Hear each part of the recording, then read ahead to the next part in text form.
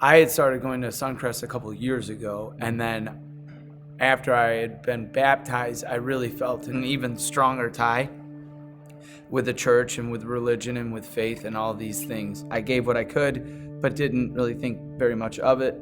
It wasn't this huge commitment.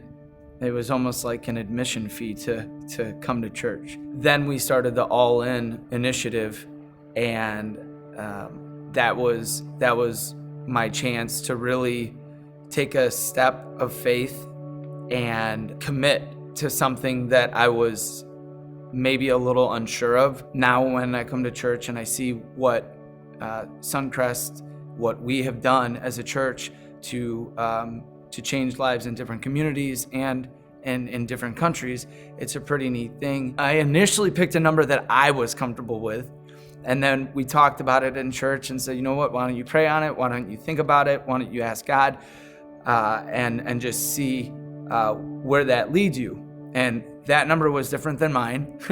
And so I committed to it. One of the things that I do is I give online, which makes it very easy, because on payday, the first thing that comes out of my account is my commitment to All In. There's not really a temptation there to spend the money that I'm supposed to give on Sunday or something like that. If I were to have waited to give after all of my spending, after every payday, that number would have been a lot different than the number I'm able to give now. So when I first started giving online and we would take offering, I was like, man, I really hope people don't see me here every week passing the bag and not contributing. I almost wanted to be like, I give online. Pray about it and really think about the difference that you can make in other people's lives.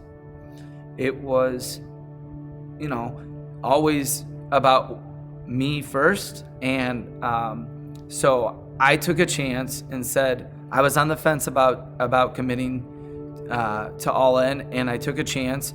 And you'd be surprised what you can accomplish when you just believe, when you just go all in.